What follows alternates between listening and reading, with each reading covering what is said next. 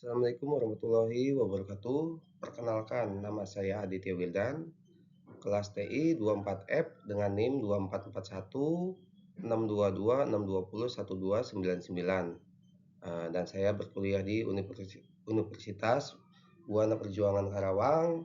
Hari ini saya akan memaparkan tentang cara kerja metal forming bulk diffusion dengan dosen pengampu Insinyur Fatur Rahman, S.PD.M.T.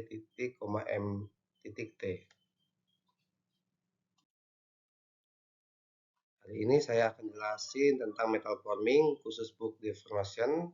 Ini proses dasar bikin logam jadi kuat tanpa ngilangin volumenya. Apa itu bulk deformation? Bulk deformation itu adalah proses ubah bentuk logam dengan cara ditekan sampai plastis. Ciri utamanya, volume tetap tapi luas penampang berubah. Contoh, dari balok tebal jadi plat tipis. Bedanya sama sheet metal, bulk ini buat material tebal kayak ingot, bisa dikerjain panas, hangat, atau dingin, tergantung titik leleh logamnya. Di sini ada 4 proses utama. Pertama, rolling itu digiling, forging itu ditempa, extrusion itu didorong keluar kayak pasta gigi, drawing itu ditarik, produknya beda-beda, rolling jadi plat, forging jadi poros engkol, extrusion jadi kusen aluminium, drawing jadi kawat. Di sini ada cara kerja rolling. Dalam sini rolling paling umum, logam panas dijepit 2 roll yang muter berlawanan arah. Begitu terjepit, tebalnya turun, panjangnya nambah. Tahapannya dari slab kasar, di ronghing, terus di finishing sampai jadi coil. Kayak tekanannya yang udah pasti besar banget, makanya mesinnya besar. Hasilnya kereta, habim, sama plat baja yang kita pakai setiap sehari-harinya ya.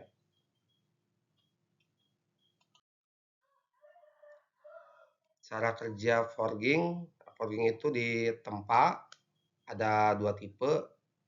Yang pertama ada open D, itu logam dipukul di landasan datar, bentuknya masih bebas.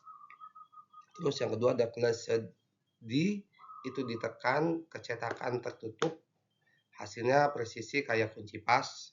Kenapa industri suka forging?